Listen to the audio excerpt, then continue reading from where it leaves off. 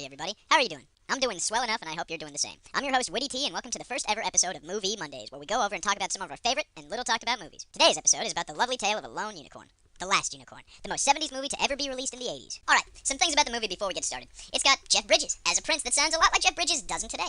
We got Christopher Lee, no, not that Christopher Lee, this Christopher Lee, as the baddie antagonist. So, like how he usually is, but this time he's animated. And a king. We got Alan Arkin, who you'll recognize, but only a 90s kid won't remember. He's a magician that insists you want to have heard of him. Angela Lansbury's also in it, and her being a witch isn't anywhere near as shocking as the fact she's not solving mysteries on an old typewriter. Mia Farrow giving an unforgettable performance and just how forgettable it is as the unicorn, and a Miss Tammy Grimes rocking her role as a woman who has her childhood wish come true when she's nowhere near a child anymore. Honestly, everyone did awesome voice acting-wise with the exception of maybe Farrow, but she's kind of excused because she sounds distant and uncaring throughout literally the whole movie, but the unicorn's supposed to be innocently uncaring, so maybe just criticize her transformation? I don't know. Folks directing it. Yeah, folks.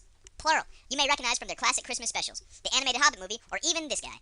The animation's beautifully done, which isn't a surprise because it was drawn by the folks that did Nausicaa and the Valley of the Wind, and a lot of the folks that go on to make Studio Ghibli as magical an animation studio as it is. Finally, we got America, the band, not the country, performing a good deal of the music. So if you like that song, I rode through the desert on a horse with no name, it felt good to get out of the rain, you just might like the movie a bit more. I didn't mention that movie is half a musical, did I? Well, yeah, it's half a musical, not a full musical. Just, half a musical. Okay, intro stuff out of the way, let's get cracking on this flick. So, what happened in The Last Unicorn?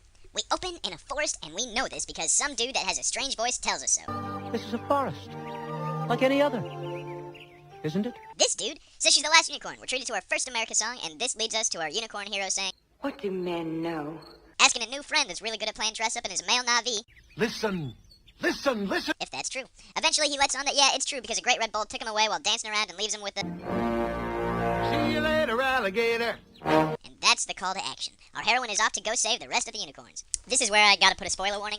There'd be spoilers ahead. There aren't a whole lot of twists in this movie, so you're pretty much able to see where everything's going when those events come up, but that doesn't take away from the fact that we're getting to the main part of the story now. So, now she sets off and decides to sleep on the grass, where she's picked up by a witch that has a traveling roadshow of monster-inspired oddities that, for the most part, aren't actual monsters, like the dragon that speaks 17 languages readily and is subject to gout.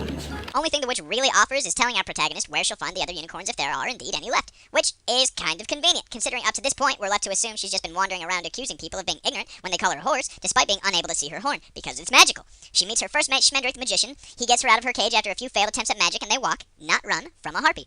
The harpy actually named Seleno, so the same harpy that ran into Odysseus, and for his reward, he joins her on her quest, only after she says she's not really worried about what his wishes were anyway.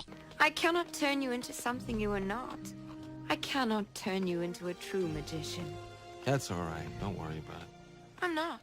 Then they meet some bandits, or folks, I don't know, in the woods. He's kidnapped, so bandits, then immediately released and treated as a guest, so who knows? Schmendrick hears people talking about Robin Hood while being told to have a taco, Have a taco. which is bandit for have a seat, and decides that he'll make a hologram of Robin Hood and his whole posse, so like the Tupac hologram, but a lot of them. This rubs people the wrong way, because apparently being a useless guy, Reed, probable hostage, is cool, but as soon as they find out you can make holograms, woohoo, you're sellable on the deep web. At this point, Schmendrick's tied to a tree, then he turns into a bodacious babe that likes to talk about hussies and the love a tree can share when he tries to break loose. He's not the best magician if the movie hasn't made it clear at this point, but it has made it clear that he works fine when nothing else will do.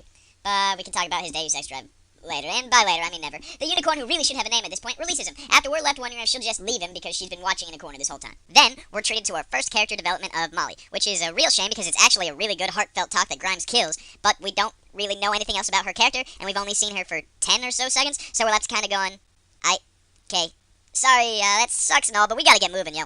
Ultimately, Molly joins the crew and doesn't take no for an answer, cause she's sassy. They get close to the castle and we get our first shot of the bull that took out the rest of the unicorns, and he's out for blood. He's also got the sound effect of the OG Godzilla movies, so that's kinda cool too. Schmendrick panics in what to do, so he turns the unicorn into a girl that can... I can feel this body dying all around me. Which ain't something a unicorn wants to know how to do. After they calm her down, though, they get their tuchuses up to the castle that's only got 2 guards. At a castle. Then we find out that those guards are actually the king and prince, which I struggle to really call a king. I mean, if you lack the amount of constituents to the point of guarding your own castle doors, doesn't that kind of turn you into someone that just happens to own a castle? I don't know. If that's the case, though, Nick Cage has been like 6 kings at the same time or something, because I'm told that dude's addicted to buying castles and having them foreclosed. Chris Lee and Jeff Bridges voiced these guys, so that's pretty cool, and Bridges actually did the movie for free and introduced the directors to the guy that ultimately wrote the music for it, so big shout out to Jeff Bridges as a thank you, folks. Anyway, now we're in the land of the lost unicorns, and our heroes gotta figure out where they are and how to release them. Really, this is where the movie kind of drops the ball, if you consider it to drop the ball at all. Art, still beautiful, don't get me wrong, but honestly, if they wanted to, they could have fit pretty much the rest of the act into a few minutes and just left it with the climax. We find out that the king drove all the unicorns into the ocean with the bull because they were the only thing that he could love and that made him smile. So, all the unicorns are living in the ocean afraid to come out lest they find the wrath of the bull. We find out that Prince Lear is adopted and that the king doesn't care much for his son. Lear falls for Amanthea, the unicorn-turned lady, despite her literally doing nothing to deserve it, and tries to prove his love by killing dragons and writing pretty cringy poetry. There's probably something to say about how both he and his father had their passions consumed by unicorns, even though one is ultimately of the let him roam mentality, good guy, and the other is own it and bind it, bad guy. Who knows? Perhaps Prince Lear is what the king was when he was young and he's been distorted over the years. Lady Amanthea, the unicorn, slowly loses any lust for life, and excluding any singing, which they pretty much did from the theatrical release from what I've read, probably has 10 lines before she's turned back into a unicorn. So at this point, she's an entirely passive protagonist, staring at the ocean while her friends nearly finish her quest for her, which can be difficult to empathize with as an audience member if not done correctly, which could definitely be taken that way here. However, the story actually starts rolling again about half an hour later, when this cat tells a riddle to Molly that pushes them along their journey. Between them arriving and now, this is the only thing that's happened that progresses anything, really. All the rest has been, look how scary I am, or look how in love I am. A lot of exposition. The riddle ultimately leads them to one of the most memorable characters from my childhood, a talking skeleton that drinks invisible wine that declares,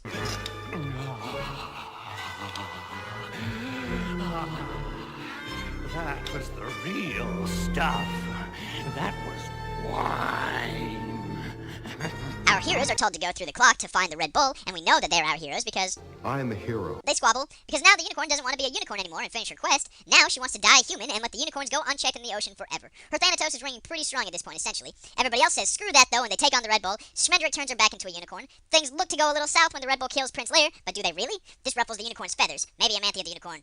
Unicorn Amanthea. Yamanthea. Whatever, it doesn't matter. Now that she's upset, though, she has the courage to drive the Red Bull into the ocean. The same ocean that the Red Bull drove all the other unicorns into. Then it's pretty much the end. The unicorns come stampeding out of the sea, parkouring up mountains like ninjas. The castle falls with the king still in it, which seems like a perfectly good waste of a castle. Our hero brings back the hero we were told was a hero I am a hero. from the dead, and they all say their goodbyes, and the story pretty much ends. Yep, pretty much ends. And that's pretty much where I'd leave it, I guess. Not a whole lot of stuff that happens after. Unicorn says she's going to try to go back to her forest, while Schmendrick and Molly go, yep, see ya, and the credits roll.